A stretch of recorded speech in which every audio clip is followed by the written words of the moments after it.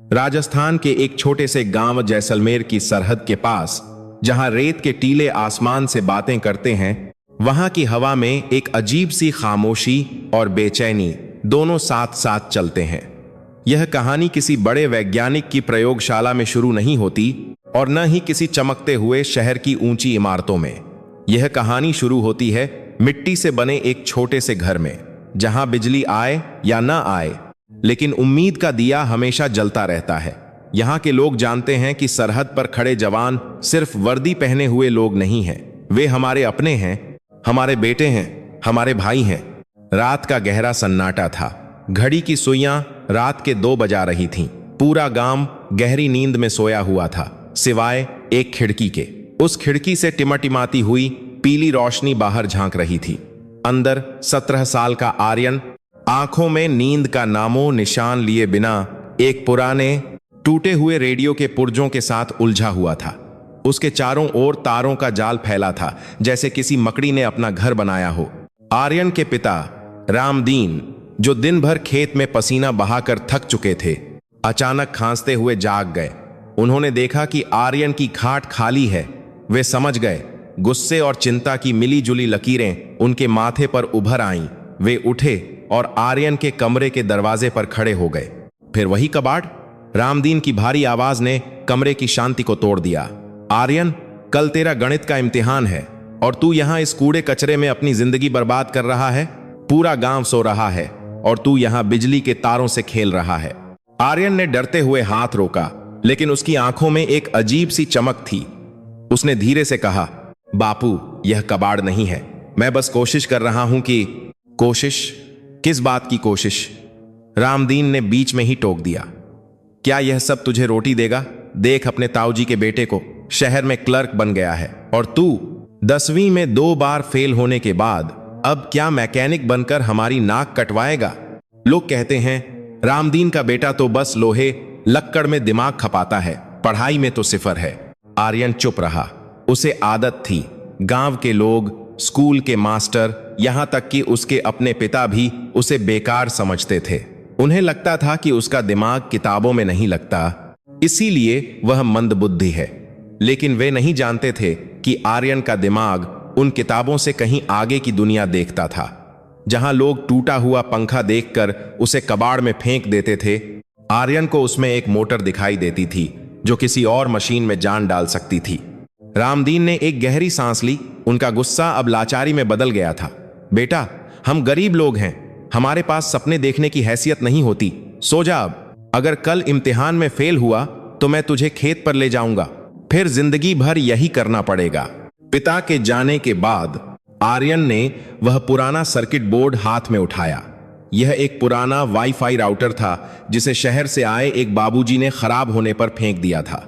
आर्यन ने उसे कचरे के ढेर से उठाया था। उसके दिमाग में एक सवाल कई दिनों से घूम रहा था। उसने कहीं सुना था कि वाईफाई की तरंगे दीवारों के आर पार जा सकती।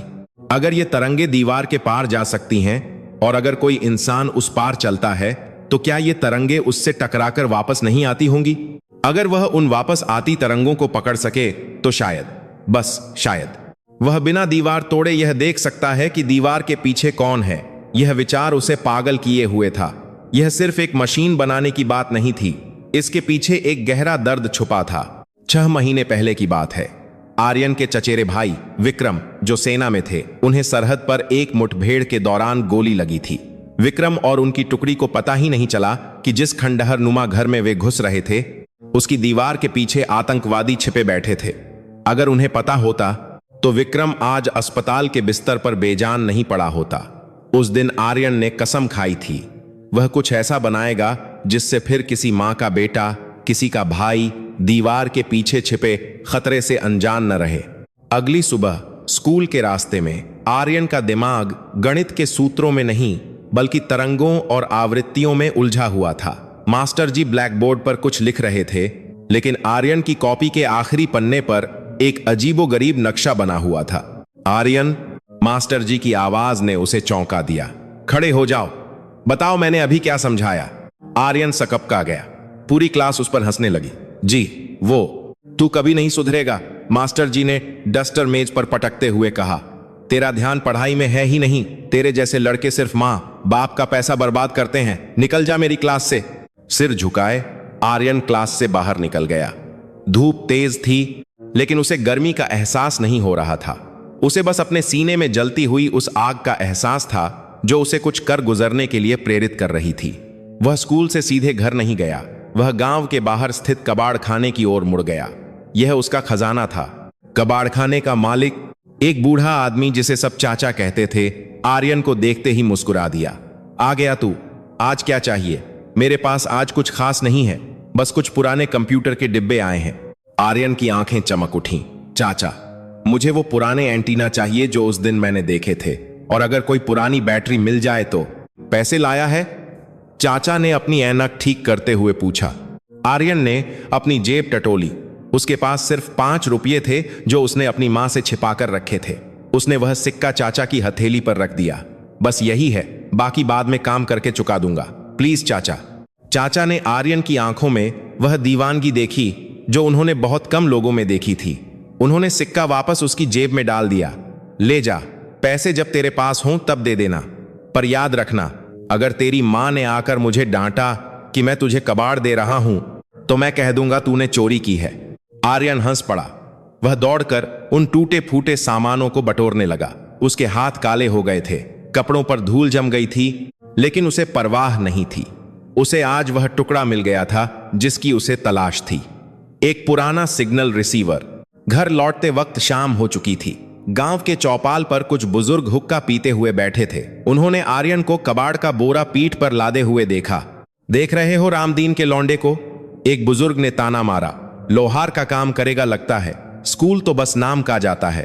अरे, इसका दिमाग ही टेढ़ा है, दूसरे ने हंसते हुए कहा। सुना है, कहता फिरता है कि वह दीवारों के पार देख लेगा। लगता है किसी भूत प्रेत के चक्कर में पड़ गया है। सब हंस पड़े। आर्यन ने अपनी चाल तेज कर दी। इन तानों ने उसके कानों को नहीं, उसके दिल को छेदा था, लेकिन उसने पलटकर जवाब नहीं दिया।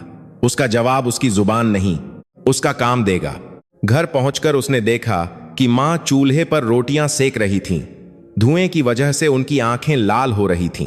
आर्यन चुपचाप पीछे के दरवाजे से अपने कमरे में घुस गया। उसने अपना सामान बिस्तर के नीचे छिपाया और हाथ मुंह धोने लगा। रात को खाना खाते समय रामदीन ने उसकी तरफ देखा भी नहीं। यह खामोशी आर्यन को डांट से ज्यादा चुभ रही थी। मां ने उसकी थाली में एक और रोटी रखते हुए धीरे से पूछा, बेटा, आज स्कूल में सब ठीक था ना? आर्यन ने निवाला गले से उतारने की कोशिश की, लेकिन वह अटक गया। हाँ मां, सब ठीक था, उसने झूठ बोला। वह अपनी मां को यह बताकर दुखी नहीं करना चाहता था कि उसे क्लास से निकाल दिया गया था। खाना खाने के बाद जब घर की बत्तियां बुझा दी गईं, आर्यन का असली काम शुरू हुआ। उसने उस पुराने वाईफाई राउटर को खोला, उसके अंदर के सर्किट को ध्यान से देखा।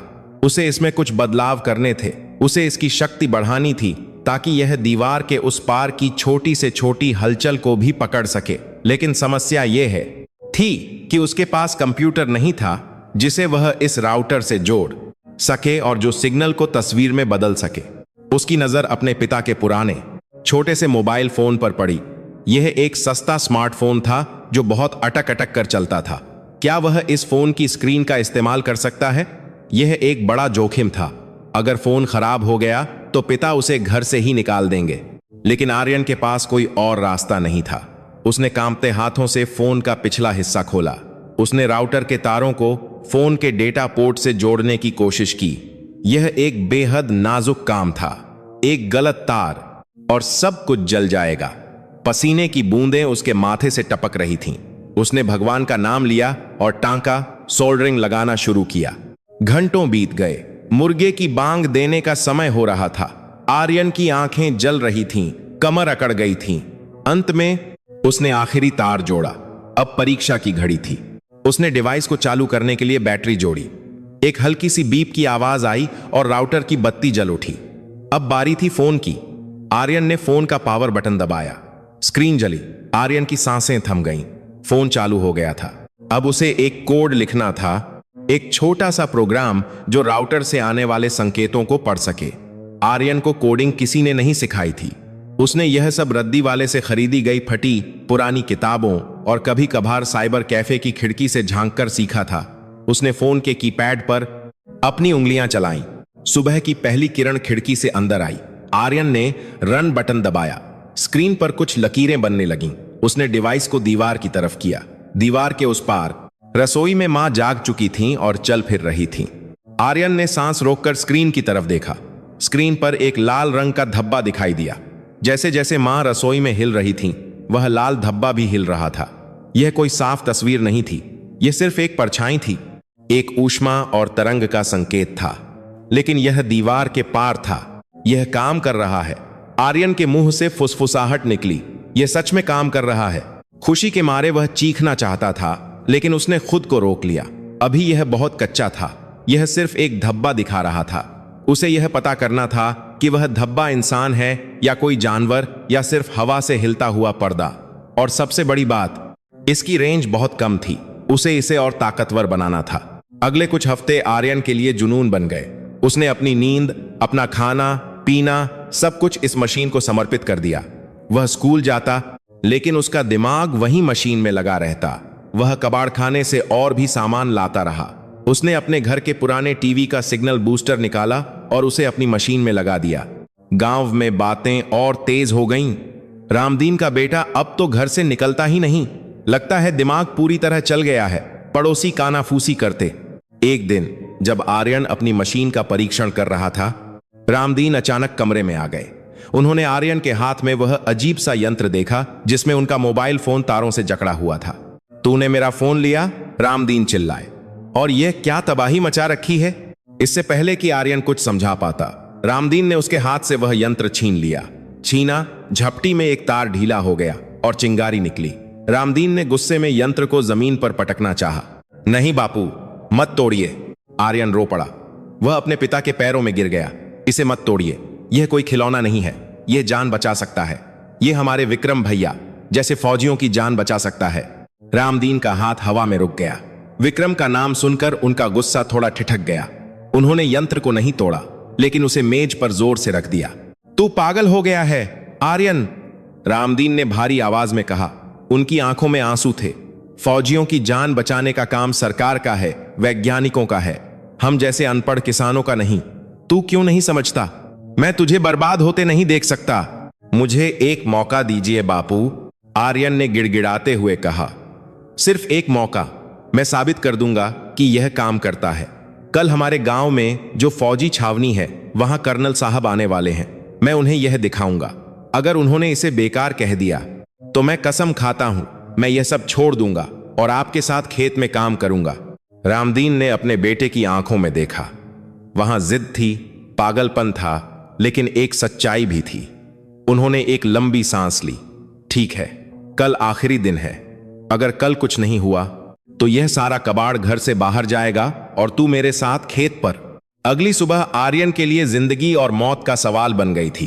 उसने रात भर जागकर मशीन को ठीक किया।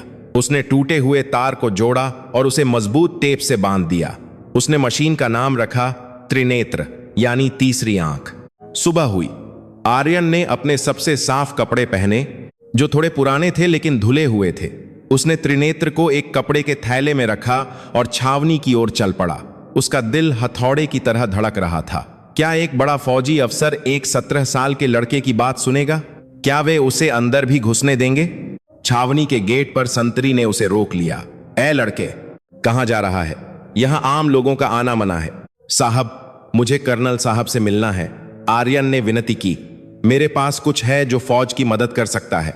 संतरी हंसा। हां, हर कोई यही कहता है। भाग जा यहां से, वरना डंडे पड़ेंगे। आर्यन वहीं खड़ा रहा। साहब प्लीज, बस 5 मिनट, यह बहुत जरूरी है। संतरी को गुस्सा आ गया। उसने आर्यन को धक्का दिया। आर्यन गिर पड़ा और उसका थैला जमीन पर गिर गया। मशीन की बैटरियां बिखर गईं। आर्यन की आंखों में आंसू आ गए। वह जल्दी जल्दी अपना सामान समेटने लगा। तभी एक जीप अंदर से आई और गेट पर रुकी। जीप से एक रौबदार शख्सियत उतरी। यह कर्नल रणजीत सिंह थे। उन्होंने भीड़ भाड़ और शोर सुनकर ड्राइवर को रुकने का इशारा किया था। क्या हो रहा है यहां? कर्नल की कड़क आवाज गूंजी। संतरी ने सावधान की मुद्रा में सैल्यूट किया। सर, यह लड़का जिद कर रहा है। कह रहा है इसके पास फौज के लिए कुछ है, भगा रहा हूं पर जा नहीं रहा। कर्नल ने अपनी काली चश्मा उतारते हुए आर्यन की तरफ देखा, जो धूल में सना हुआ अपनी टूटी मशीन को सीने से लगाए बैठा था। कर्नल की पारखी नजरों ने लड़के की आंखों में डर नहीं बल्कि एक अजीब सी उम्मीद देखी। क्या है तुम्हारे पास बेटे? कर्नल ने पूछा। आर्यन ने कांपते हुए खड़े होकर अपनी मशीन दिखाई। सर, यह त्रिनेत्र है, यह दीवारों के आर पार देख सकता है। कर्नल के साथ खड़े अन्य सिपाही हंसने लगे। सर, बच्चा है, शायद कोई खिलौना लाया है।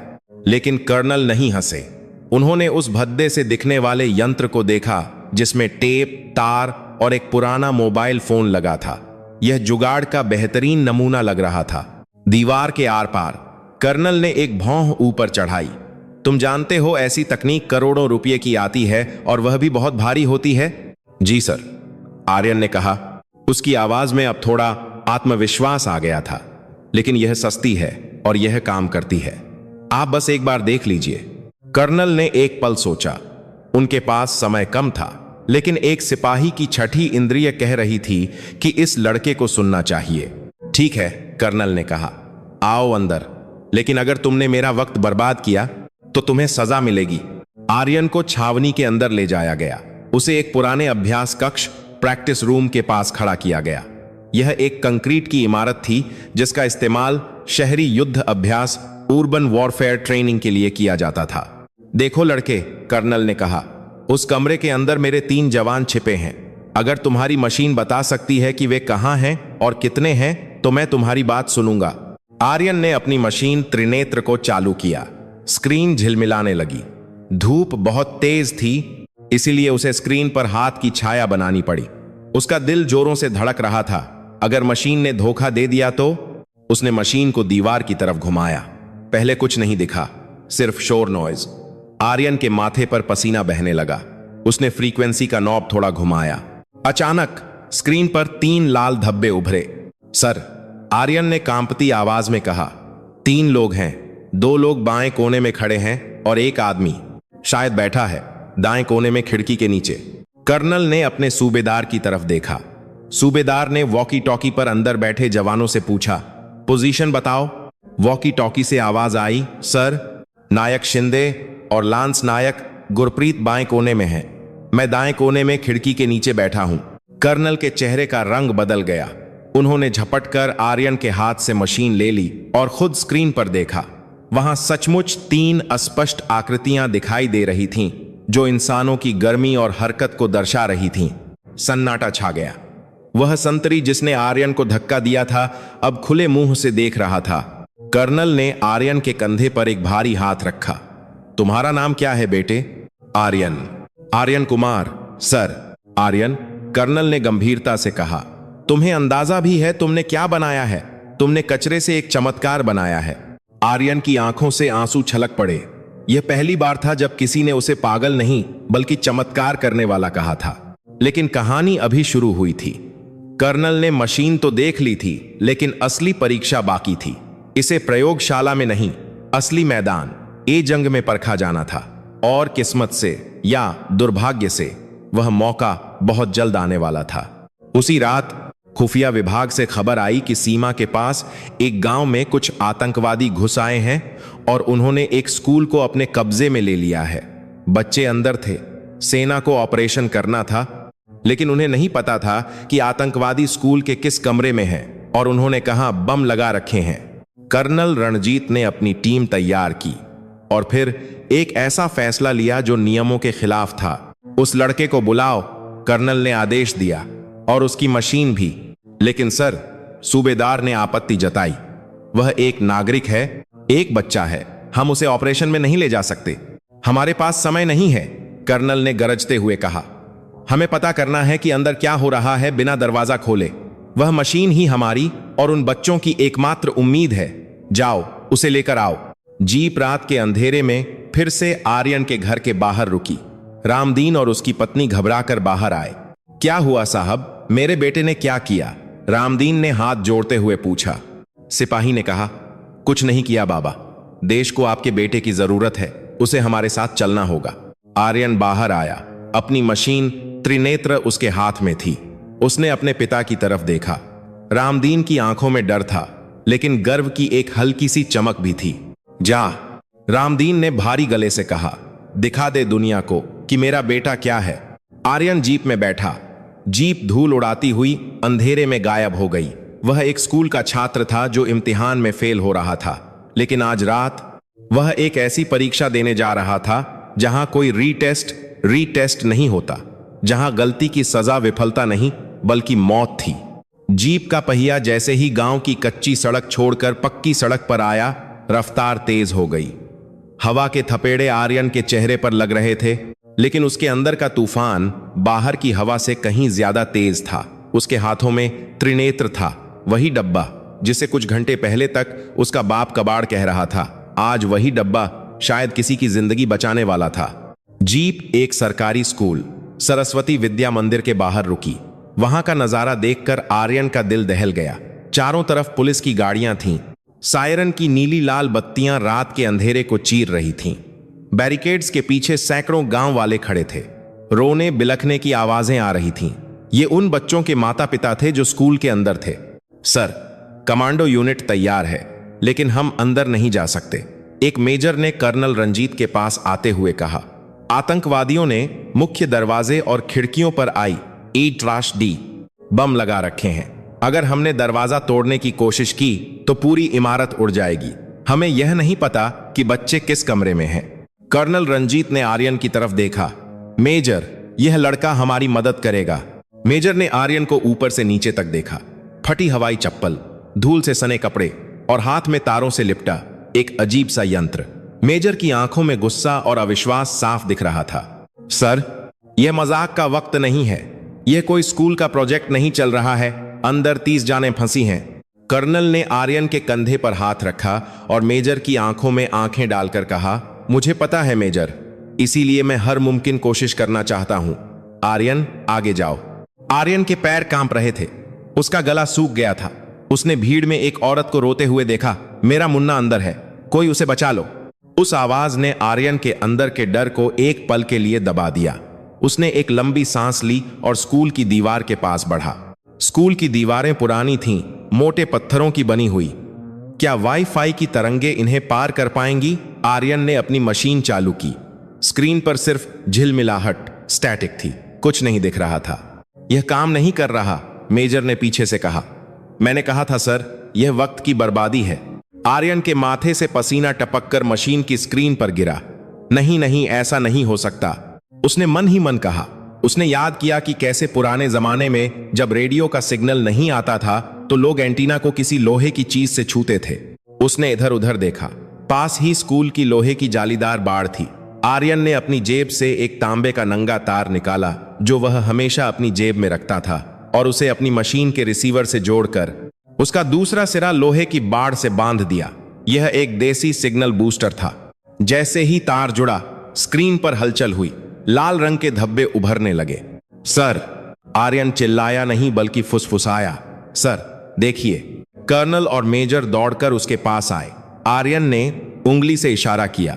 यहां हॉल के बीच में बहुत सारे छोटे धब्बे हैं। वो बच्चे हैं, वे सब जमीन पर बैठे हैं और 4 बड़े धब्बे हैं। एक उनके पास खड़ा है, 2 खिड़कियों के पास। अचानक आर्यन की नजर स्क्रीन के एक कोने पर गई। वहां एक अजीब सी लकीर चमक रही थी जो दरवाजे के हैंडल से जुड़ी थी। रुकिए, आर्यन ने कहा। सर, आप लोग मुख्य दरवाजे से मत जाना। वहां देखिए, यह गर्मी का सिग्नल नहीं है, यह कुछ और है। यह इलेक्ट्रॉनिक है। दरवाजे के ठीक पीछे तारों का एक गुच्छा है। मेजर ने ध्यान से देखा। यह ट्रिप वायर बम है। अगर हम मेन गेट से घुसते तो सब खत्म हो जाता। कर्नल ने आर्यन की पीठ थपथपाई। शाबाश, अब बताओ रास्ता कहां है? आर्यन ने मशीन को धीरे धीरे दाएं ओर घुमाया। सर, पीछे वाला कमरा, स्टोर रूम, वहां कोई नहीं है और उस कमरे की दीवार के पास कोई हलचल नहीं है। आप लोग वहां से दीवार तोड़कर घुस सकते हैं। मेजर का रवैया अब बदल चुका था। उसने तुरंत वॉकी टॉकी पर आदेश दिया। अल्फा टीम, पीछे की तरफ जाओ। स्टोर रूम की दीवार में ब्रीच सुराख करो। फ्रंट गेट पर ट्रैप है।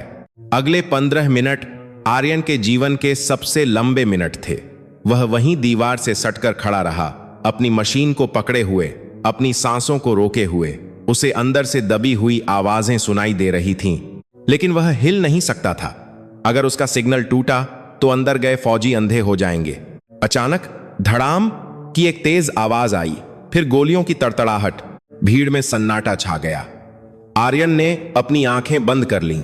हे भगवान, सब ठीक हो। फिर वॉकी टॉकी पर आवाज गूंजी, tango down, all hostage secure, बच्चे सुरक्षित हैं, रिपीट, बच्चे सुरक्षित हैं।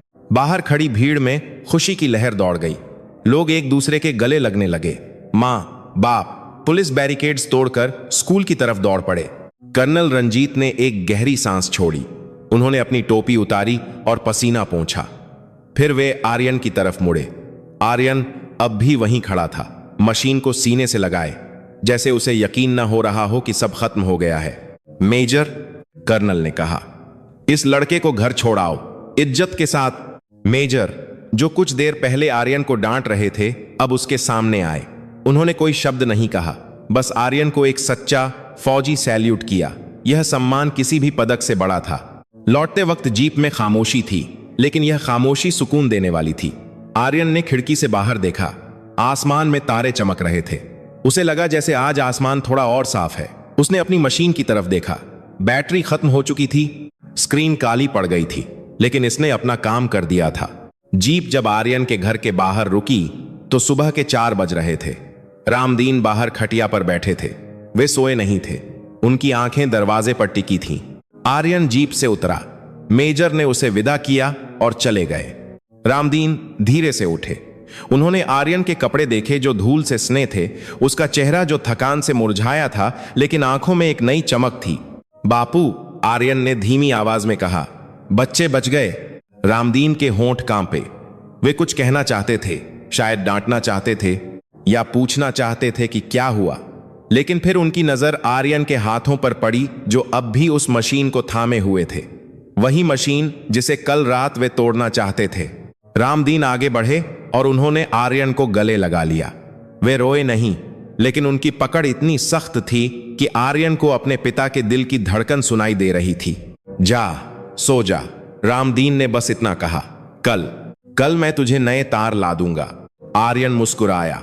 यह पहली बार था जब उसके पिता ने उसके काम को मंजूरी दी थी। अगले दिन आर्यन की नींद दोपहर में खुली। बाहर शोर था। उसे लगा शायद फिर कोई शिकायत लेकर आया होगा। वह डरते डरते बाहर निकला, लेकिन नजारा कुछ और था। उसके घर के बाहर गांव वालों की भीड़ थी। वही लोग जो उसे पागल और कबाड़ वाला कहते थे, आज हाथों में माला लिए खड़े थे। कर्नल रंजीत ने वादा निभाया था। उन्होंने मीडिया को नहीं बताया था क्योंकि यह गुप्त मिशन था, लेकिन उन्होंने सरपंच को बता दिया था कि कल रात आर्यन ने क्या किया था। आर्यन बेटा, सरपंच जी आगे बढ़े, हमें माफ कर दे। हमने तुझे कभी समझा ही नहीं। तू तो हीरा है, हीरा। आर्यन को माला पहनाई गई। उसकी मां कोने में खड़ी आंचल से आंसू पोंछ रही थीं। आर्यन को यह सब सपना लग रहा था, लेकिन उस शाम जब भीड़ छंट गई और वह अपने कमरे में अकेला बैठा था, उसने अपनी मशीन को फिर से देखा। वह खुश था, लेकिन संतुष्ट नहीं था। कल रात उसे एक बड़ी कमी महसूस हुई थी। मशीन की रेंज बहुत कम थी। उसे सिग्नल के लिए लोहे की बाड़ का सहारा लेना पड़ा था। अगर वहां बाड़ न होती तो? और बैटरी सिर्फ 20 मिनट चली थी। अगर ऑपरेशन लंबा चलता तो? उसने अपनी डायरी खोली। वह डायरी जिसमें वह सिर्फ आड़ी तिरछी लकीरें बनाता था। उसने एक नया पन्ना पलटा। कमी नंबर 1, रेंज कम है। कमी नंबर 2, बैटरी जल्दी खत्म होती है। कमी नंबर 3, तस्वीर साफ नहीं है, सिर्फ धब्बे दिखते हैं। उसे अब कुछ बड़ा करना था। उसे सिर्फ एक जुगाड़ नहीं, बल्कि एक ऐसा हथियार बनाना था जो सरहद पर खड़े हर जवान की तीसरी आंख बन सके। और इसके लिए उसे पैसों की नहीं, ज्ञान की जरूरत थी। तभी दरवाजे पर दस्तक हुई। आर्यन ने देखा कि पोस्टमैन एक पीला लिफाफा लेकर खड़ा है। आर्यन कुमार जी, दिल्ली से चिट्ठी है, रक्षा मंत्रालय, मिनिस्ट्री ऑफ डिफेंस से। आर्यन के हाथ कांपने लगे। उसने लिफाफा खोला। अंदर एक पत्र था जिस पर भारत सरकार की मुहर लगी थी। प्रिय आर्यन, कर्नल रंजीत सिंह की सिफारिश पर रक्षा अनुसंधान एवं विकास संगठन डारडा आपकी प्रतिभा को परखना चाहता है। आपको एक विशेष छात्रवृत्ति और हमारी प्रयोगशालाओं तक पहुंच प्रदान की जा रही है, लेकिन इसके लिए आपको एक परीक्षा पास करनी होगी। आपको अपने यंत्र का एक उन्नत का ताम है यंत्र का अपनी कॉपी रहने ताकि बारका रहे हैं। संस्करण एडवांस्ड वर्जन 30 दिनों के भीतर बनाकर पेश करना होगा। आर्यन ने पत्र नीचे रखा। दिल्ली, DRDO, देश के सबसे बड़े वैज्ञानिक, और वह एक 10वीं फेल लड़का। क्या वह उन बड़े वैज्ञानिकों के बीच टिक पाएगा? क्या उसका देसी जुगाड़ उस हाईटेक दुनिया में अपनी जगह बना पाएगा? उसने खिड़की से बाहर देखा, जहां कबाड़ का ढेर पड़ा था। तैयार हो जाओ, उसने अपने आप से कहा। अभी तो बस शुरुआत है। रेलगाड़ी की छूक छूक आवाज के साथ जैसलमेर के रेतीले टीले पीछे छूटते जा रहे थे। आर्यन खिड़की वाली सीट पर बैठा था। उसकी आंखों में नींद नहीं, बल्कि आने वाले कल की चिंता थी। उसके बगल में एक छोटा सा लोहे का बक्सा रखा था, जिसमें उसके कपड़े कम और औजार ज्यादा थे। उसकी मां ने रास्ते के लिए जो बाजरी की रोटियां और लहसुन की चटनी दी थी, उसकी महक उसे बार बार घर की याद दिला रही थी। दिल्ली, भारत की राजधानी। जब आर्यन पुरानी दिल्ली रेलवे स्टेशन पर उतरा तो उसे लगा जैसे वह किसी और ही ग्रह पर आ गया है। इतनी भीड़, इतना शोर, इतना धुआं उसने अपनी पूरी जिंदगी में नहीं देखा था। लोग एक दूसरे से टकरा रहे थे, कोई किसी की परवाह नहीं कर रहा था। गांव में जहां हर कोई हर किसी को जानता था, यहां कोई किसी की तरफ देख भी नहीं रहा था। रक्षा अनुसंधान एवं विकास संगठन DRDO का मुख्य द्वार किसी किले के दरवाजे जैसा था। ऊंची दीवारें, कंटीले तार और वर्दीधारी पहरेदार। आर्यन ने अपना परिचय पत्र दिखाया। पहरेदार ने उसे ऊपर से नीचे तक देखा। वही घिसी हुई चप्पलें, वही साधारण सूती शर्ट। अंदर जाओ, पहरेदार ने रूखेपन से कहा। रिसेप्शन पर पूछ लेना। अंदर की दुनिया बाहर से बिल्कुल अलग थी। ठंडी हवा, संगमरमर के फर्श और कांच की दीवारें। आर्यन अपनी चप्पलों की पटपट आवाज से खुद ही शर्मिंदा हो रहा था। उसे एक बड़े हॉल में ले जाया गया, जहां 10 और युवक बैठे थे। वे सब आर्यन की उम्र से थोड़े बड़े थे, लेकिन उनका रहन सहन बिल्कुल अलग था। उनके हाथ में लैपटॉप थे, वे अंग्रेजी में बातें कर रहे थे, और उनके कपड़े ऐसे थे जैसे वे किसी बड़ी कंपनी के मालिक हों। ये देश के सबसे बड़े इंजीनियरिंग कॉलेजों IITs के छात्र थे, जिन्हें इसी प्रोजेक्ट के लिए बुलाया गया था। आर्यन को देखते ही उनकी बातचीत रुक गई। एक लड़के ने, जिसने चश्मा पहन रखा था और जिसके बाल बड़े सलीके से जमे थे, आर्यन से पूछा, तुम यहां सफाई के लिए आए हो या चाय लाने के लिए? हॉल में हंसी गूंज उठी। आर्यन का चेहरा शर्म से लाल हो गया। उसने अपना परिचय पत्र कसकर पकड़ लिया। मैं भी यहां अपनी मशीन दिखाने आया हूं। लड़कों की हंसी और तेज हो गई। मशीन? कौन सी मशीन? खेत जोतने वाली? तभी एक भारी आवाज ने हॉल को शांत कर दिया। खामोश। दरवाजे पर एक बुजुर्ग वैज्ञानिक खड़े थे, डॉ वर्मा। वे इस विभाग के प्रमुख थे। उनके चेहरे पर गंभीरता थी और आंखों में एक ऐसी तीक्ष्णता जो किसी के भी आत्मविश्वास को हिला सकती थी। यह विज्ञान का मंदिर है, मछली बाजार नहीं, डॉ वर्मा ने कहा। वे आर्यन के पास आए और उसके हाथ में पकड़ा पुराना थैला देखा। तो तुम ही हो वो आर्यन कुमार, कर्नल रंजीत, जिसकी तारीफ करते नहीं थक रहे थे? जी सर, आर्यन ने धीमी आवाज में कहा। मेरे साथ आओ, डॉ वर्मा ने कहा, और तुम सब भी। वे उन्हें एक प्रयोगशाला लैब में ले गए। यह जगह आर्यन के लिए किसी सपने जैसी थी। ऐसी मशीनें, ऐसे कंप्यूटर और ऐसे उपकरण उसने सिर्फ विज्ञान की किताबों में देखे थे। डॉ वर्मा ने एक मेज की ओर इशारा किया। यह तुम्हारी जगह है आर्यन, और यह तुम बाकी लोगों की। तुम्हारे पास 30 दिन हैं। हमें एक ऐसा उपकरण चाहिए जो कंक्रीट की 12 इंच मोटी दीवार के पार देख सके, जिसकी बैटरी कम से कम 6 घंटे चले, और जो इतना हल्का हो कि एक सैनिक उसे अपनी पीठ पर लाद सके। जो सबसे अच्छा मॉडल बनाएगा, उसकी तकनीक भारतीय सेना इस्तेमाल करेगी। उन्होंने आर्यन की आंखों में देखा। एक बात याद रखना लड़के, यहां सेना की सिफारिश काम नहीं आती, यहां सिर्फ विज्ञान काम आता है। तुम्हारे पास न तो डिग्री है, न तजुर्बा। अगर तुम्हें लगता है कि तुम यहां कचरा जोड़कर कुछ बना लोगे, तो तुम गलत जगह आए हो। अगले 3 दिन आर्यन के लिए नरक जैसे थे। उसे प्रयोगशाला की मशीनें चलानी नहीं आती थीं। जब वह किसी दूसरे छात्र से मदद मांगता, तो वे उसे गलत रास्ता बता देते या अनसुना कर देते। वह कंप्यूटर पर डिजाइन नहीं बना सकता था, वह सिमुलेशन नहीं चला सकता था। उसका दम घुटने लगा था। वह अपने कमरे में बैठकर रोना चाहता था। उसे लग रहा था कि उसने यहां आकर गलती कर दी। उसे अपने पिता के पास खेत में होना चाहिए था। चौथे दिन आर्यन प्रयोगशाला से बाहर निकल गया। वह दिल्ली की सड़कों पर भटकने लगा। चलते चलते वह सीलमपुर पहुंच गया, एशिया का सबसे बड़ा ई कचरा, ई वेस्ट बाजार। जैसे ही उसने वहां टूटे हुए कंप्यूटरों, मोबाइलों और तारों के ढेर देखे, उसकी आंखों में वही पुरानी चमक लौट आई।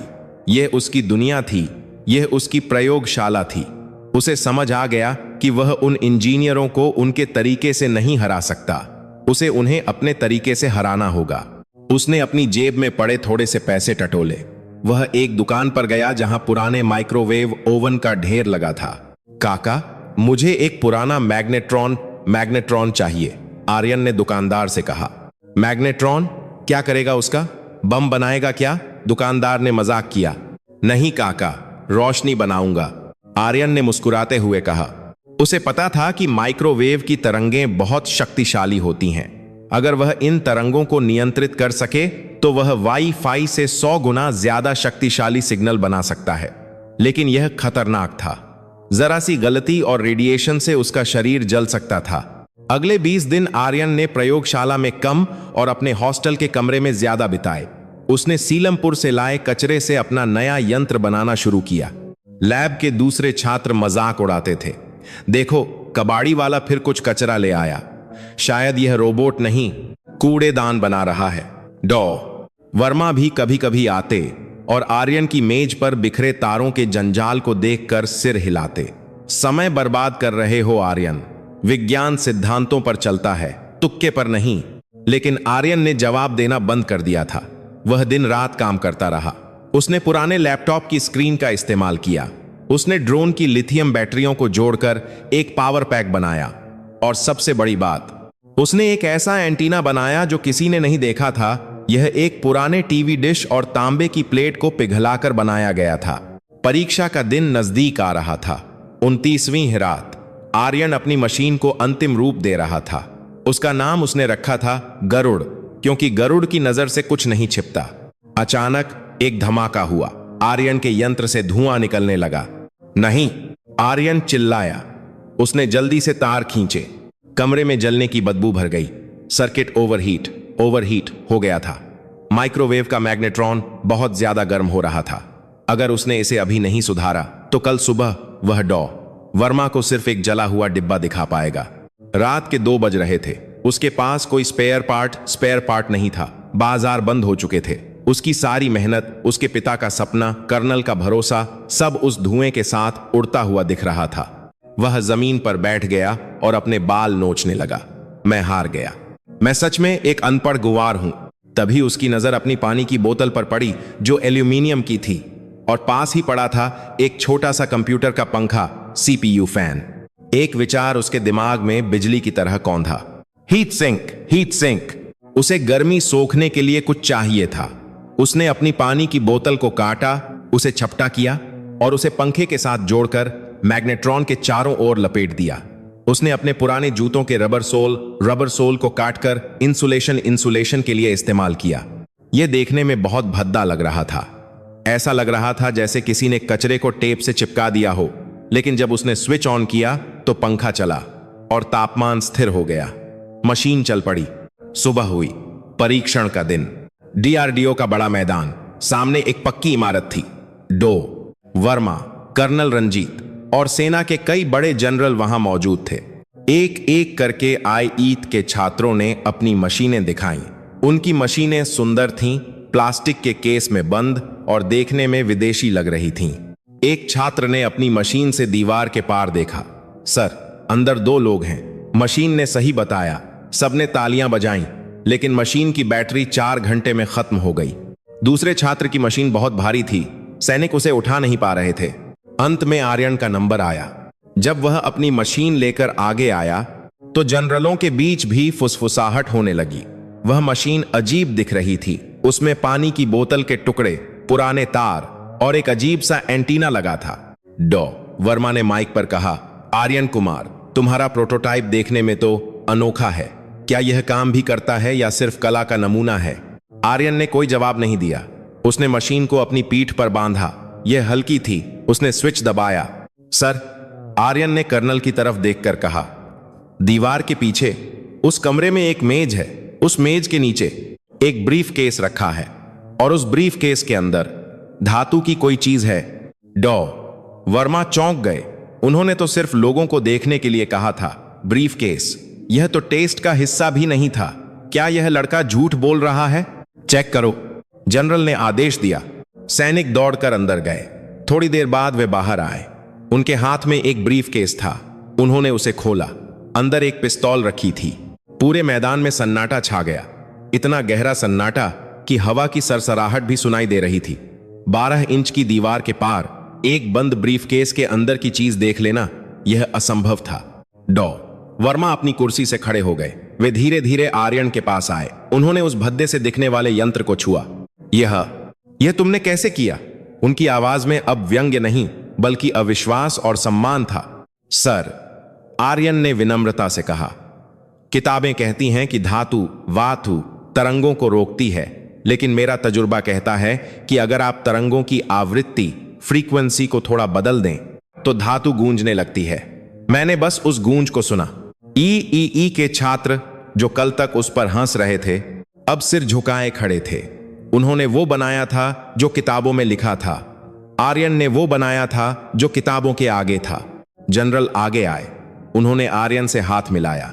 बेटे, यह तकनीक सरहद पर हमारे हजारों जवानों की जान बचाएगी। भारतीय सेना को तुम पर गर्व है। आर्यन ने भीड़ में कर्नल रंजीत को देखा।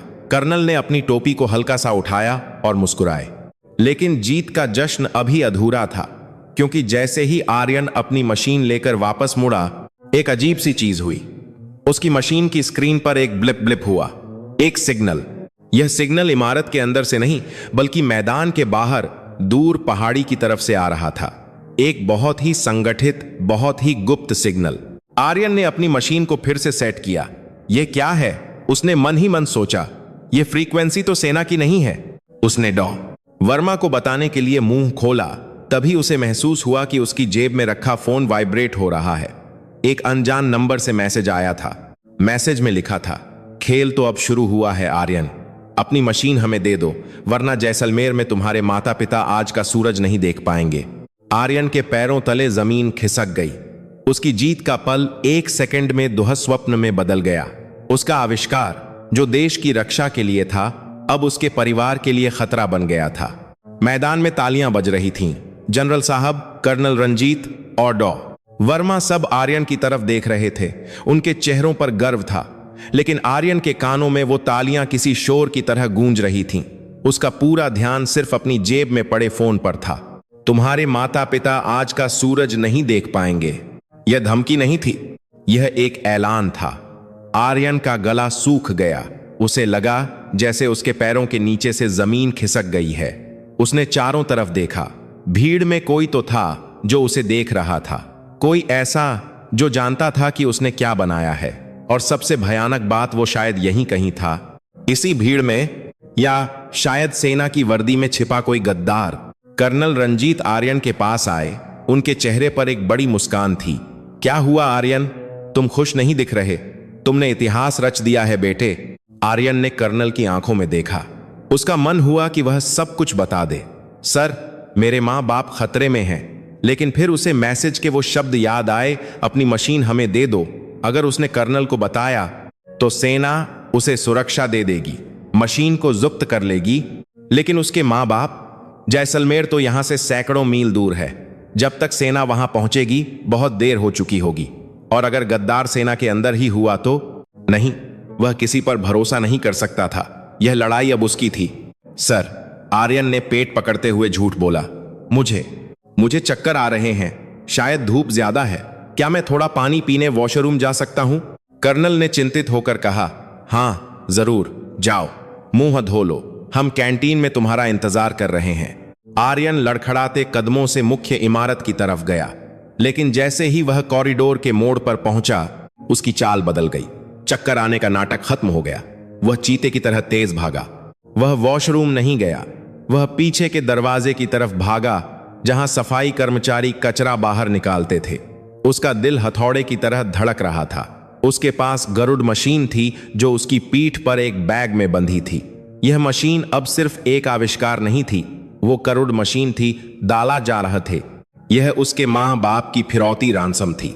वह दीवार फांदकर डीआरडीओ के परिसर से बाहर निकल गया।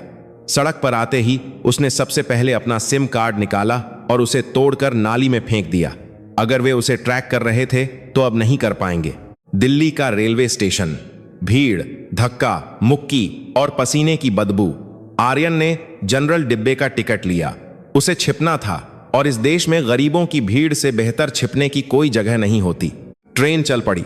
आर्यन खिड़की के पास नहीं बैठा। वह जमीन पर 2 सीटों के बीच दुबक कर बैठ गया। उसने अपने बैग को कसकर भींच रखा था। उसके दिमाग में बुरे ख्यालों का बवंडर चल रहा था। क्या बापू ठीक होंगे? क्या मां रो रही होंगी? उसने अपनी मशीन बनाने के चक्कर में उन पर कभी ध्यान नहीं दिया और आज उसकी उसी मशीन की वजह से उनकी जान पर बन आई है। मैं उन्हें कुछ नहीं होने दूंगा, उसने मन ही मन कसम खाई, चाहे मुझे यह मशीन जलानी पड़े या खुद को। सफर के 18 घंटे किसी सजा से कम नहीं थे। जब ट्रेन जैसलमेर स्टेशन पर रुकी तो रात का गहरा अंधेरा छा चुका था। रेगिस्तान की ठंडी हवा चल रही थी। आर्यन स्टेशन से बाहर मुख्य रास्ते से नहीं निकला। वह पटरियों के रास्ते अंधेरे में चला। उसे पता था कि अगर दुश्मन उसके घर पर हैं तो वे स्टेशन पर भी नजर रखे होंगे। वह अपने गांव की तरफ पैदल ही चल पड़ा। रेत में उसके पैर धंस रहे थे, झाड़ियां उसके कपड़ों को फाड़ रही थीं, लेकिन वह रुका नहीं। 3 घंटे बाद उसे दूर अपने गांव की धुंधली रोशनी दिखाई दी। उसका घर गांव के बाहरी हिस्से में था, खेतों के पास। आर्यन ने एक टीले के पीछे छिपकर अपने घर को देखा। वहां सन्नाटा था, कोई रोशनी नहीं जल रही थी। सिर्फ बाहर एक काली जीप खड़ी थी। गांव की जीप नहीं, शहर की जीप। आर्यन का शक यकीन में बदल गया। वे आ चुके थे। उसने अपने बैग से गरुड़ निकाला। बैटरियां कम थीं, लेकिन अभी भी जान बाकी थी। उसने कांपते हाथों से मशीन चालू की। स्क्रीन की हरी रोशनी उसके चेहरे पर पड़ी। उसने उसे अपने घर की दीवारों की तरफ घुमाया। स्क्रीन पर 4 लाल आकृतियां, हीट सिग्नेचर्स, उभरी। 2 लोग मुख्य कमरे में बैठे थे। उनके हाथों में लंबी बंदूकें थीं। एक आदमी बाहर बरामदे में पहरा दे रहा था और चौथा आदमी रसोई में था। और रसोई के कोने में जमीन पर 2 और आकृतियां थीं। वे एक दूसरे से सटकर बैठी थीं। वे हिल नहीं रही थीं। मां, बापू। आर्यन की आंखों से आंसू निकल आए। वे जिंदा थे लेकिन बंधे हुए थे। अब क्या? वह अकेला था। उसके पास कोई हथियार नहीं था, सिर्फ एक पेचकस, स्क्रू ड्राइवर और कुछ तार। वो लोग 4 थे और उनके पास बंदूकें थीं। अगर वह सामने से गया तो वे उसे मार देंगे और मशीन छीन लेंगे। अगर उसने पुलिस को बुलाया तो गोलीबारी में उसके मां बाप मारे जाएंगे। उसे उन्हें चकमा देना होगा। उसे वही करना होगा जो वह सबसे अच्छा करता है, दिमाग का खेल। आर्यन ने चारों तरफ देखा। उसका पुराना कबाड़ खाना या कहें वर्कशॉप घर के पीछे बनी एक छोटी सी झोपड़ी में था। दुश्मन शायद वहां नहीं थे क्योंकि वहां कोई कीमती चीज नहीं थी। वह पेट के बल रेंगते हुए, रेत के रंग में घुलता हुआ पीछे के रास्ते से अपनी वर्कशॉप की तरफ बढ़ा। बरामदे पर खड़े पहरेदार ने बीड़ी जलाई। उस हल्की सी रोशनी में आर्यन ने देखा कि वह कोई मामूली गुंडा नहीं है। उसका खड़ा होने का तरीका, बंदूक पकड़ने का अंदाज, यह कोई प्रशिक्षित पेशेवर ट्रेन प्रोफेशनल था। शायद कोई विदेशी जासूस या कोई भाड़े का सैनिक। आर्यन अपनी वर्कशॉप के अंदर घुस गया। यह अंधेरा था, लेकिन वह हर चीज को छूकर पहचान सकता था। यह उसका पुराना माइक्रोवेव, टूटी हुई बैटरियां, पुराने दिवाली के पटाखे और खेती के लिए इस्तेमाल होने वाली कीटनाशक दवाइयां, पेस्टिसाइड्स रखी थीं। सोचो आर्यन, सोचो, उसने खुद से कहा। तुम्हारे पास विज्ञान है, उनके पास सिर्फ बारूद है। उसकी नजर एक पुराने इन्वर्टर की बड़ी बैटरी और तांबे के तारों के बंडल पर पड़ी। फिर उसने कोने में रखे कुछ अमोनियम नाइट्रेट, जो खाद के लिए इस्तेमाल होता है, को देखा। एक योजना उसके दिमाग में बनी, एक खतरनाक योजना। उसने सबसे पहले अपनी मशीन गरुड़ को खोला। उसने उसका मुख्य सर्किट मैग्नेट्रॉन, जो माइक्रोवेव तरंगें बनाता है, बाहर निकाला।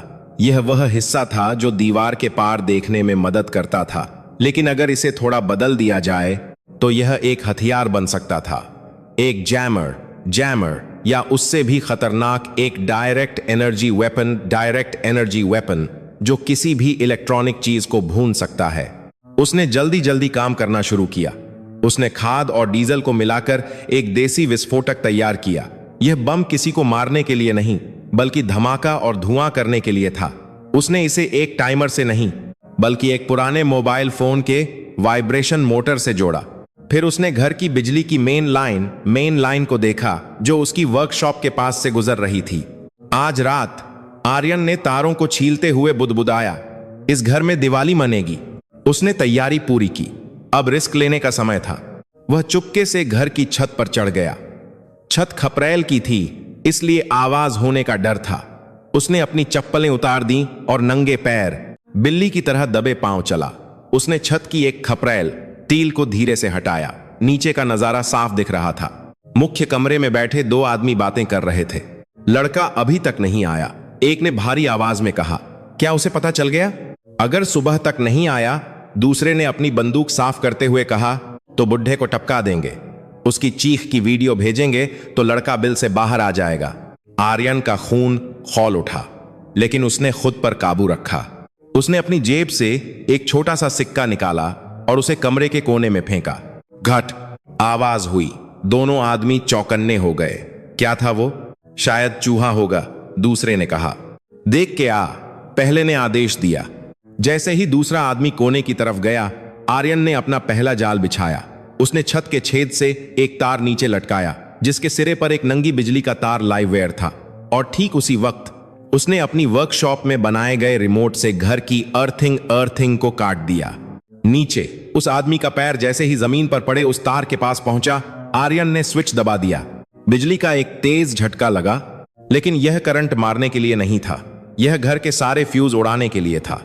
पट पट पट आवाज के साथ घर के सारे बल्ब फूट गए। पूरा घर घुप अंधेरे में डूब गया। क्या हुआ? लाइट कैसे गई? नीचे हड़कंप मच गया। पोजीशन लो, पोजीशन लो, बाहर से पहरेदार चिल्लाया। अंधेरा आर्यन का दोस्त था और उनका दुश्मन, क्योंकि आर्यन के पास गरुड़ था, यानी अब उसके पास नाइट विजन जैसा कुछ था। उसने अपनी मशीन की स्क्रीन को अपनी आंखों के पास रखा। अब उसे अंधेरे में भी उनकी लाल चमकती हुई आकृतियां साफ दिख रही थीं, जबकि वे अंधे थे। आर्यन ने छत से कूदकर आंगन में छलांग लगाई। कौन है वहां? बरामदे वाले आदमी ने अंधेरे में गोली चलाई। धां, गोली दीवार पर लगी। आर्यन जमीन पर लुढ़का और एक ड्रम के पीछे छिप गया। उसने अपनी जेब से वो देसी विस्फोटक धुआं बम निकाला और बरामदे की तरफ फेंका। धड़ाम, एक तेज धमाका हुआ और पूरा बरामदा सफेद कड़वे धुएं से भर गया। अमोनियम नाइट्रेट का धुआं आंखों में जलन पैदा करता है। पहरेदार खांसने लगा। उसकी आंखों से पानी बहने लगा। वह कुछ देख नहीं पा रहा था। आर्यन ने अपनी नाक पर कपड़ा बांधा और धुएं के बीच से गुजरा। उसने अपनी मशीन के मैग्नेट्रॉन गन, जो उसने अभी बनाई थी, का रुख पहरेदार की तरफ किया। यह गन गोली नहीं मारती थी, एक को यह अदृश्य माइक्रोवेव तरंगें छोड़ती थी, जो त्वचा को ऐसा महसूस कराती हैं जैसे आग लग गई हो। उसने बटन दबाया। आहा! पहरेदार चीखा और अपनी बंदूक छोड़कर जमीन पर गिर गया। उसे लगा उसका शरीर जल रहा है, हालांकि उसे कोई आग नहीं दिख रही थी। यह एक्टिव डिनायल सिस्टम का एक देसी रूप था। एक दुश्मन ढेर, 3 बाकी। अंदर कमरे में बैठे 2 आदमी अब सतर्क हो चुके थे। रवि, क्या हुआ बाहर? उन्होंने अपने साथी को आवाज दी, लेकिन कोई जवाब नहीं आया। कोई अंदर आ गया है, उसे मार डालो। आर्यन रसोई की पिछली खिड़की के पास पहुंचा। उसे पता था कि उसके मां बाप वहीं है और चौथा आदमी भी वहीं था। उनके सिर पर बंदूक ताने खड़ा था। यह सबसे मुश्किल हिस्सा था। अगर उसने गलती की तो मां बाप मारे जाएंगे। आर्यन ने खिड़की की दरार से अपनी मशीन का सेंसर डाला। उसने देखा कि वह आदमी दरवाजे की तरफ देख रहा है। उसकी पीठ खिड़की की तरफ है। आर्यन ने एक गहरी सांस ली। बापू, डरना मत, उसने मन ही मन कहा। उसने अपनी जेब से एक मुट्ठी भर लोहे की कीलें, नाइल्स और नट बोल्ट निकाले और फिर उसने अपनी मैग्नेट्रॉन गन को अधिकतम मैक्सिमम पावर पर सेट किया।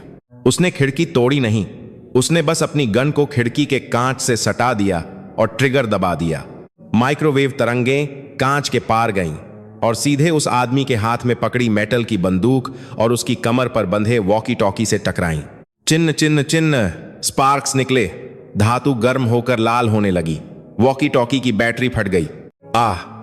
उस आदमी के हाथ से बंदूक छूट गई, क्योंकि वह इतनी गर्म हो गई थी जैसे तवे पर रखी हो। वह दर्द से कराहते हुए पीछे हटा। यही मौका था। आर्यन ने खिड़की पर कोहनी मारी। कांच टूटा। वह अंदर कूदा। इससे पहले कि वह आदमी संभल पाता, आर्यन ने उसके पैर पर एक लोहे का रॉड दे मारा जो वहां पड़ा था। आदमी गिर गया। आर्यन, मां चीखी। चुप मां। आर्यन ने उनके मुंह पर उंगली रखी। उसने जल्दी से उनकी रस्सियां एक चाकू से काटी। भागो, उसने फुसफुसाते हुए कहा। पीछे के दरवाजे से खेतों में भागो और रुकना मत। और तू? रामदीन ने कांपते हुए पूछा। मैं इन्हें रोके रखूंगा, जाओ। मां बाप के निकलते ही आर्यन ने रसोई का दरवाजा अंदर से बंद कर लिया। अब वह रसोई में अकेला था। बाहर हॉल में दो आदमी थे जो दरवाजा तोड़ने की कोशिश कर रहे थे। दरवाजा तोड़ो, लड़का अंदर है। धम धम दरवाजा हिल रहा था। आर्यन जानता था कि यह लकड़ी का दरवाजा ज्यादा देर नहीं टिकेगा। उसका हथियार मैग्नेट्रॉन अब गर्म होकर बेकार हो चुका था। बैटरी खत्म हो चुकी थी। वह फंस गया था। दरवाजे में दरार आई। एक हाथ अंदर आया और कुंडी खोलने की कोशिश करने लगा। आर्यन ने रसोई में इधर उधर देखा। गैस का सिलेंडर। उसने जल्दी से सिलेंडर का पाइप खींचा और नोजल खोल दिया। शू! गैस तेजी से निकलने लगी। रसोई में गैस की गंध भरने लगी। दरवाजा लगभग टूटने वाला था। आर्यन ने माचिस की डिब्बी उठाई। उसके हाथ कांप रहे थे। यह एक जुआ था। अगर उसने माचिस जलाई तो धमाका होगा। वे मरेंगे, लेकिन शायद वह भी मर जाएगा। लेकिन उसके पास कोई रास्ता नहीं था। उसने माचिस की तीली निकाली। तभी बाहर से एक तेज आवाज आई। सायरन की नहीं, यह आवाज कुछ और थी। धड़ धड़ धड़ धड़। हेलीकॉप्टर। और फिर एक लाउड स्पीकर पर आवाज गूंजी जिससे पूरा गांव हिल गया। यह भारतीय सेना है। घर को चारों तरफ से घेर लिया गया है। अपने हथियार डाल दो और बाहर आ जाओ। आर्यन का हाथ हवा में रुक गया। माचिस की तीली उसके पसीने से भीगे हाथ से फिसलकर नीचे गिर गई। सेना? वे यहां कैसे आ गए? उसने तो किसी को नहीं बताया था। तभी हॉल में भगदड़ मच गई। वो दो आदमी अब आर्यन को छोड़कर अपनी जान बचाने के लिए खिड़कियों की तरफ भाग रहे थे। लेकिन बाहर से सर्चलाइट की तेज रोशनी ने घर को दिन जैसा रोशन कर दिया था। फायर! बाहर से आदेश मिला। खिड़कियां टूट गईं। स्मोक ग्रेनेड अंदर फेंके गए। कमांडो रस्सी के सहारे छत से नीचे उतरे। कुछ ही सेकंड में गोलियों की आवाज और चीखें एक साथ गूंजी और फिर शांति। आर्यन रसोई के कोने में दुबका बैठा था। गैस की बदबू से उसका सिर चकरा रहा था। दरवाजा जोर से खुला, लेकिन इस बार कोई दुश्मन नहीं था। काले कपड़ों में, चेहरे पर मास्क लगाए और हाथ में अत्याधुनिक राइफल लिए एक पैरा कमांडो खड़ा था। उसके कंधे पर बलिदान का बैज था। कमांडो ने आर्यन को देखा, फिर अपनी गन नीचे की। उसने अपना मास्क हटाया। यह कर्नल रंजीत नहीं थे, यह कोई और था, कोई और भी खतरनाक। कमांडो ने अपना माइक टैप किया। टारगेट सिक्योर, लड़का सुरक्षित है। Repeat, the boy is safe. Aryan ने राहत की सांस ली, लेकिन उसका दिमाग अब भी सवालों से भरा था। सेना को कैसे पता चला? वह कमांडो आर्यन के पास आया और उसे सहारा देकर उठाया। खड़े हो जाओ शेर, तुमने बहुत अच्छा लड़ा, लेकिन अब असली जंग शुरू होगी। असली जंग? आर्यन ने खांसते हुए पूछा। क्या मतलब? कमांडो ने एक रहस्यमयी मुस्कान के साथ कहा। तुम्हें क्या लगा कि तुम डार्डो से भागोगे और हमें पता नहीं चलेगा? तुम्हारी मशीन गरुड़, उसमें हमने पहले ही एक ट्रैकर लगा दिया था। हम जानते थे कि तुम पर हमला होगा। हम बस यह देखना चाहते थे कि दुश्मन कौन है। आर्यन सन्न रह गया। उसे मोहरा बाइत बनाया गया था। कमांडो उसे बाहर ले आया। आंगन में उसके मां बाप सुरक्षित थे। सैनिक उन्हें पानी पिला रहे थे, लेकिन आंगन के दूसरे कोने में वो चार आदमी बंधे हुए पड़े थे। कर्नल रंजीत वहां खड़े थे, एक लाश की तलाशी ले रहे थे। उन्होंने उस लाश की कलाई देखी। वहां एक टैटू था, एक अजीब सा निशान। कर्नल का चेहरा पत्थर जैसा हो गया, जैसा मैंने सोचा था। उन्होंने कहा, यह सिर्फ आतंकवादी नहीं है, यह उससे कहीं बड़ी साजिश है। कर्नल आर्यन की तरफ मुड़े। आर्यन, मैंने तुमसे कहा था कि यह मशीन सेना के काम आएगी, लेकिन अब लगता है कि यह मशीन सिर्फ सरहद की रक्षा नहीं करेगी, इसे देश के अंदर छिपे गद्दारों को भी ढूंढना होगा। उन्होंने आर्यन के हाथ में वापस वही टूटा फूटा गरुड़ थमा दिया। तैयार हो जाओ, कर्नल ने कहा। अब हम शिकार पर निकलेंगे। अगली सुबह सूरज की किरणें जैसलमेर के रेगिस्तान पर सोने की तरह चमक रही थीं, लेकिन सेना की उस गुप्त छावनी सीक्रेट बेस के अंदर का माहौल बेहद गंभीर था। एक बड़े कमरे में दीवार पर नक्शे टंगे थे। कर्नल रंजीत, मेजर विक्रम और उनकी स्पेशल फोर्स की टीम एक मेज के चारों ओर खड़े थे और उनके बीच में खड़ा था 17 साल का आर्यन, जिसने अभी अभी सेना की वर्दी पहनी थी। वर्दी थोड़ी ढीली थी, लेकिन उसके कंधों पर जिम्मेदारी का बोझ उसे कसकर थामे हुए था। कर्नल रंजीत ने एक नक्शे पर उंगली रखी। जिस आदमी ने तुम्हारे घर पर हमला किया था, उसका मोबाइल और जीपीएस हमने डिकोड कर लिया है। उसके तार सीमा के पास एक पुराने खंडहर हो चुके किले से जुड़ते हैं, भानगढ़ का छोटा किला। यह जगह सालों से वीरान पड़ी है। स्थानीय लोग कहते हैं वहां भूत रहते हैं, लेकिन असलियत में वहां देश के गद्दार रहते हैं। आर्यन ने नक्शे को ध्यान से देखा। यह जगह उसके गांव से ज्यादा दूर नहीं थी। सर, मेजर विक्रम ने कहा, इंटेलिजेंस की रिपोर्ट है कि वहां जमीन के नीचे कुछ हलचल है। वे लोग शायद सुरंग बना रहे हैं। अगर वे सफल हो गए तो वे भारी मात्रा में हथियार और आरडीएक्स देश के अंदर ला सकते हैं। कर्नल ने आर्यन की तरफ देखा। यही तुम्हारी मशीन काम आएगी आर्यन। हमारे पास सैटेलाइट हैं जो ऊपर से देख सकते हैं, लेकिन जमीन के नीचे मोटी पत्थर की दीवारों के पीछे क्या हो रहा है, यह कोई नहीं जानता। हमें तुम्हारी तीसरी आंख चाहिए। आर्यन ने सिर हिलाया। सर, मेरा गरुड़ अभी कमजोर है। कल रात की लड़ाई में उसका मैग्नेट्रॉन जल गया था। मुझे उसे ठीक करना होगा, और इस बार मुझे उसे और ताकतवर बनाना होगा। मुझे ऐसा कुछ चाहिए जो 20 मीटर नीचे जमीन में देख सके। कर्नल ने मुस्कुराते हुए चाबियों का एक गुच्छा आर्यन की तरफ फेंका। जाओ स्टोर रूम नंबर 4 में। वहां तुम्हें वो सब मिलेगा जो डारडीओ भी तुम्हें नहीं दे सकता था। ड्रोन के पार्ट्स, रडार के टुकड़े, थर्मल सेंसर, सब कुछ। तुम्हारे पास 4 घंटे हैं। आर्यन स्टोर रूम में गया। यह जगह किसी भी इंजीनियर के लिए स्वर्ग से कम नहीं थी। उसने अपनी पुरानी जुगाड़ वाली तकनीक को सेना के हाईटेक उपकरणों के साथ मिलाना शुरू किया। उसने एक पोर्टेबल रेडार को खोला और उसे अपने बाती सत्ती है कि साथ ही बात को कैद करने के साथ पुराने माइक्रोवेव सिस्टम के साथ जोड़ दिया।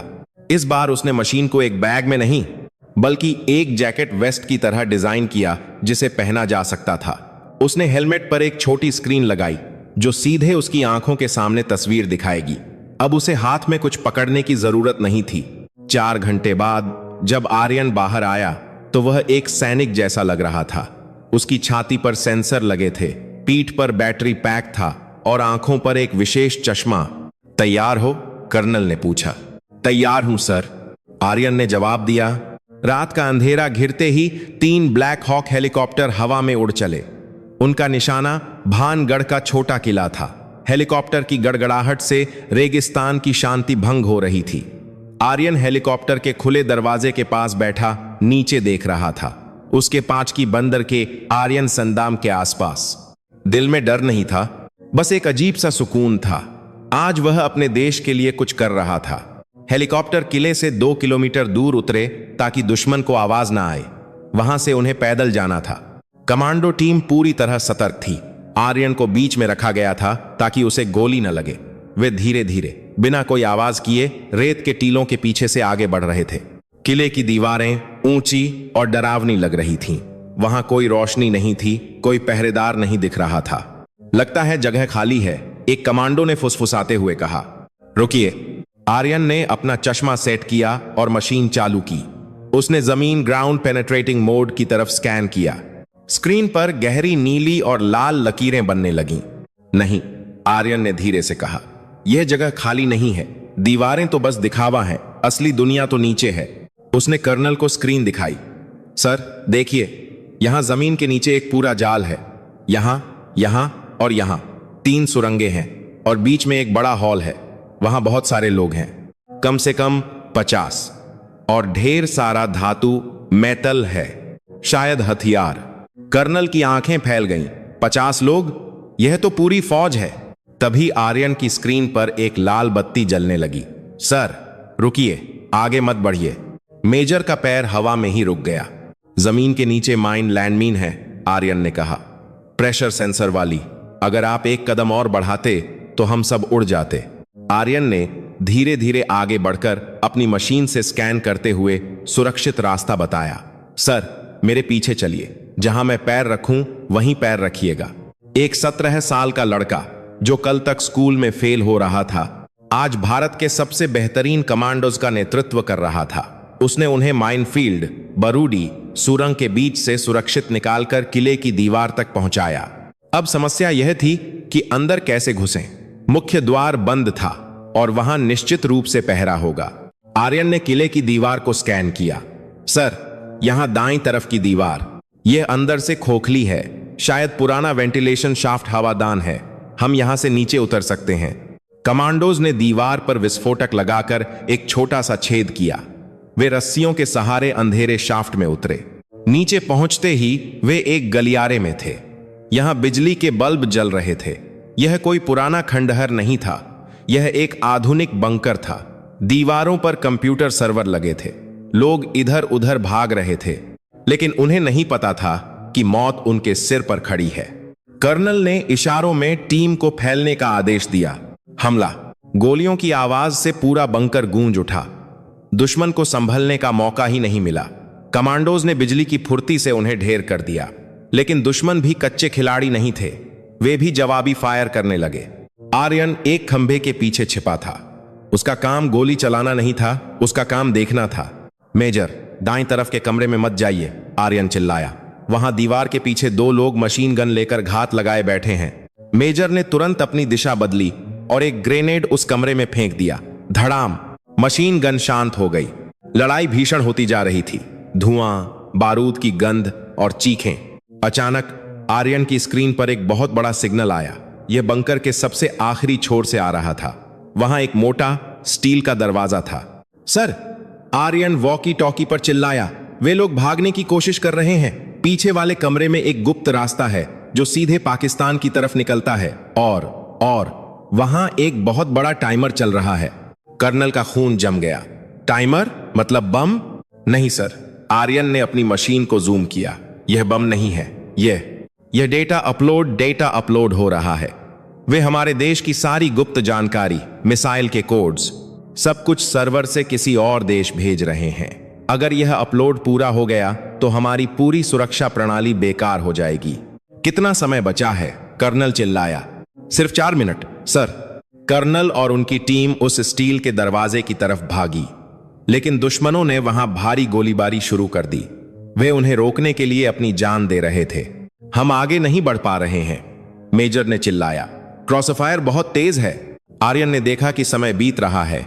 3 मिनट, 2 मिनट 50 सेकंड। अगर वे उस दरवाजे को नहीं तोड़ पाए तो सब खत्म हो जाएगा।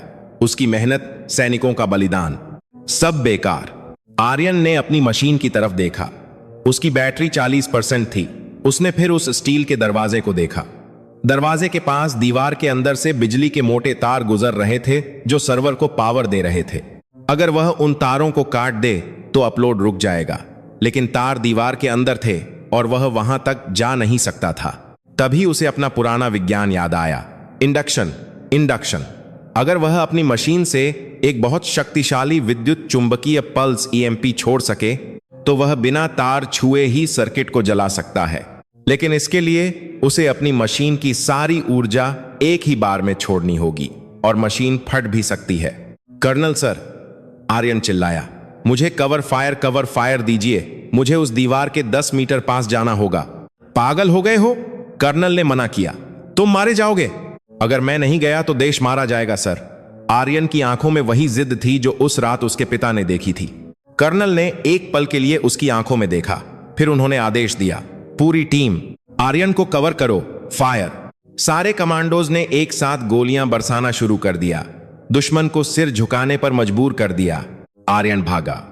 गोलियां उसके कानों के पास से सनसनाती हुई निकल रही थीं। वह फिसला, गिरा, फिर उठा। वह दीवार के पास पहुंचा। उसने अपनी जैकेट से मशीन उतारी और उसे दीवार से सटा दिया। उसने पावर को मैक्सिमम पर सेट किया।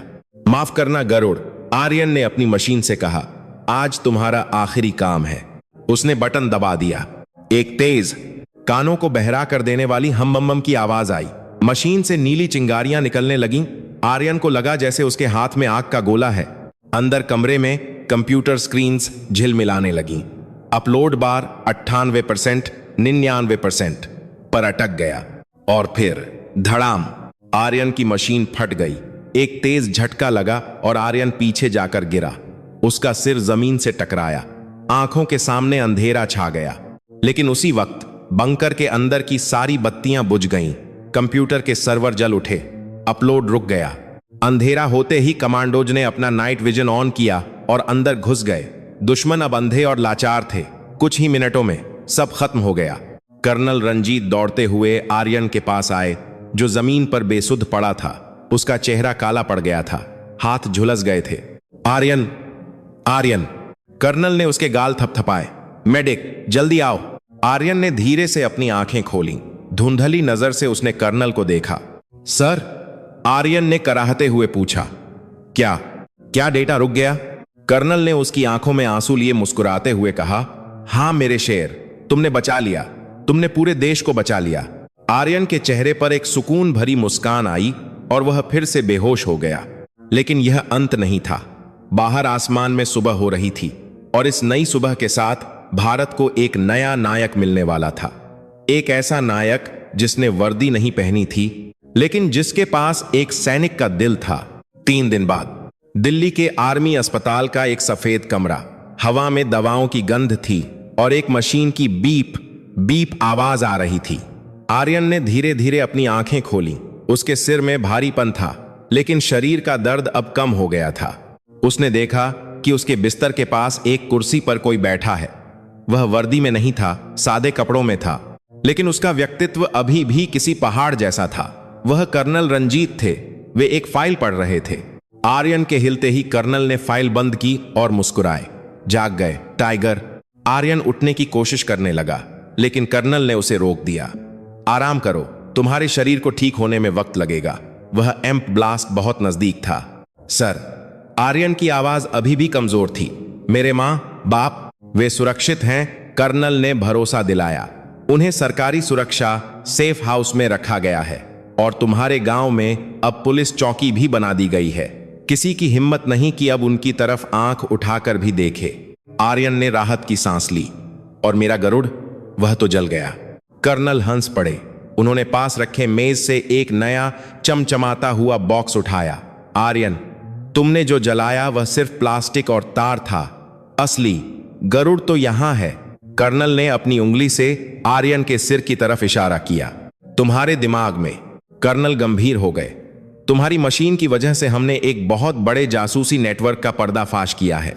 वह डेटा अगर बाहर चला जाता तो देश को सालों पीछे धकेल देता। तुमने वह किया जो पूरी एक बटालियन नहीं कर सकती थी। उन्होंने एक लिफाफा आर्यन के हाथ में रखा। यह क्या है सर? यह तुम्हारी नई जिंदगी की चाबी है। प्रधानमंत्री कार्यालय से सीधे तुम्हारे लिए आदेश आया है। अब से तुम डीआरडीओ के विशेष सलाहकार, स्पेशल एडवाइजर हो। तुम्हें स्कूल जाने की जरूरत नहीं है। तुम्हारी प्रयोगशाला ही तुम्हारा स्कूल होगी। और हां, इस लिफाफे में तुम्हारे पिता के खेत की जमीन के कागजात भी हैं। अब वह जमीन कर्ज मुक्त है। आर्यन की आंखों में आंसू आ गए। उसे याद आया कि कैसे उसके पिता साहूकार के कर्ज तले दबे रहते थे। सर, मैं एक बात पूछूं? आर्यन ने झिझकते हुए कहा। पूछो। मुझे वर्दी मिलेगी? असली वाली? कर्नल की आंखों में चमक आ गई। वर्दी कपड़े से नहीं, किरदार से बनती है आर्यन। और तुमने उसे उसी दिन पहन लिया था जिस दिन तुम गोलियों के बीच अपनी मशीन लेकर दौड़े थे। तुम एक सिपाही हो, बिना वर्दी वाले सिपाही। 1 हफ्ते बाद जैसलमेर का वही छोटा सा गांव। लेकिन आज नजारा बदला हुआ था। गांव के प्रवेश द्वार पर ढोल बज रहे थे। औरतें छतों पर खड़ी थीं। बच्चे हाथों में तिरंगा लिए दौड़ रहे थे। धूल उड़ाती हुई सेना की गाड़ियों का एक काफिला गांव में दाखिल हुआ। सबसे आगे वाली जीप में कर्नल रंजीत थे और उनके बगल में बैठा था गांव का लाडला आर्यन, जिस लड़के को लोग कल तक कबाड़ वाला, पागल और 10वीं फेल कहते थे। आज उसके स्वागत में पूरा गांव पलकें बिछाए खड़ा था। जीप आर्यन के घर के बाहर रुकी। वहां अब वह टूटी हुई झोपड़ी नहीं थी, उसकी मरम्मत हो चुकी थी। और दरवाजे पर आरती की थाली लिए उसकी मां खड़ी थी और उनके बगल में उसके पिता रामदीन। रामदीन की कमर, जो हमेशा बोझ और शर्म से झुकी रहती थी, आज सीधी थी। उनकी आंखों में अब बेबसी नहीं, गर्व के आंसू थे। आर्यन गाड़ी से उतरा। उसका पैर अभी भी लंगड़ा रहा था और हाथ पर पट्टी बंधी थी।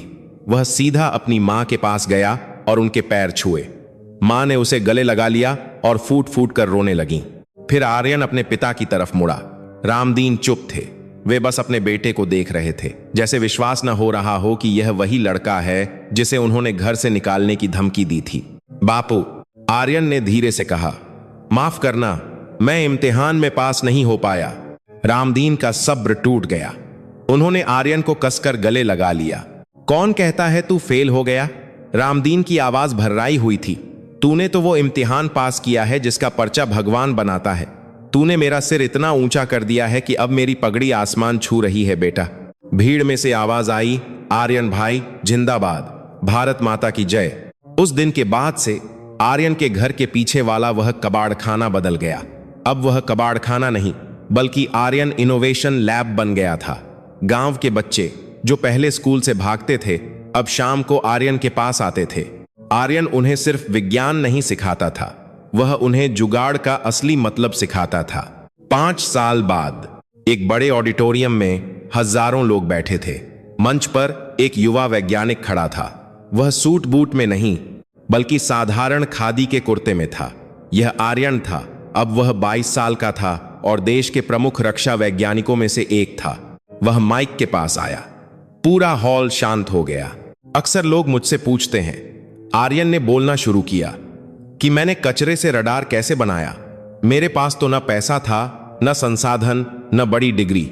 उसने अपनी जेब से एक पुराना जला हुआ तार निकाला, वही तार जो उसके पहले गरुड़ का हिस्सा था। हम भारतीय हैं, आर्यन ने गर्व से कहा। हमारी रगों में खून के साथ साथ जुगाड़ भी दौड़ता है। लेकिन जुगाड़ का मतलब सिर्फ काम चलाना नहीं होता। जुगाड़ का मतलब है हार ना मानना। जुगाड़ का मतलब है जब दुनिया कहे कि रास्ता बंद है तो नया रास्ता खोद लेना। उसने सामने बैठे हजारों छात्रों की तरफ देखा। आप में से बहुत से लोग होंगे जिनके पास आज संसाधन नहीं है। शायद कोई गांव में बैठा होगा जिसके पास लैपटॉप नहीं है। कोई पुरानी किताबों से पढ़ रहा होगा। कोई अपने माता पिता के ताने सुन रहा होगा। लेकिन याद रखना, संसाधनों की कमी आपके दिमाग को गरीब नहीं बना सकती। आर्यन की आवाज गूंज रही थी। मेरे पिता एक किसान हैं। उन्होंने मुझे सिखाया कि बंजर जमीन में भी अगर पसीना और प्यार मिलाया जाए तो सोना उगता है। मैंने बस वही किया। मैंने कचरे में अपना पसीना और देश के लिए प्यार मिला दिया। उसने अपनी बात खत्म की। तो अगली बार जब कोई आपको कहे कि आप कुछ नहीं कर सकते क्योंकि आप गरीब हैं या आप छोटे शहर से हैं, तो उन्हें मेरी कहानी सुनाना और कहना कि भारत के भविष्य को सुविधाओं की जरूरत नहीं है, उसे बस एक जिद्दी दिल की जरूरत है। जय हिंद। हॉल तालियों की गड़गड़ाहट से गूंज उठा। लोग अपनी सीटों से खड़े हो गए। लेकिन आर्यन की नजरें सामने की पंक्ति में बैठे एक बूढ़े आदमी पर टिकी थीं। रामदीन, जो अपने आंसू पोंछ रहे थे और जिनके बगल में बैठी मां गर्व से सबको बता रही थीं, वह देखो, वह मेरा बेटा है। कहानी यहां खत्म होती है, लेकिन एक नई शुरुआत के साथ। यह कहानी हर उस भारतीय के लिए है जो सीमित संसाधनों में भी असीमित सपने देखने की हिम्मत रखता है। अगर आपके पास भी कोई ऐसा आइडिया है, कोई ऐसा जुगाड़ है जो देश के काम आ सकता है, तो रुकिए मत, दुनिया आपकी है।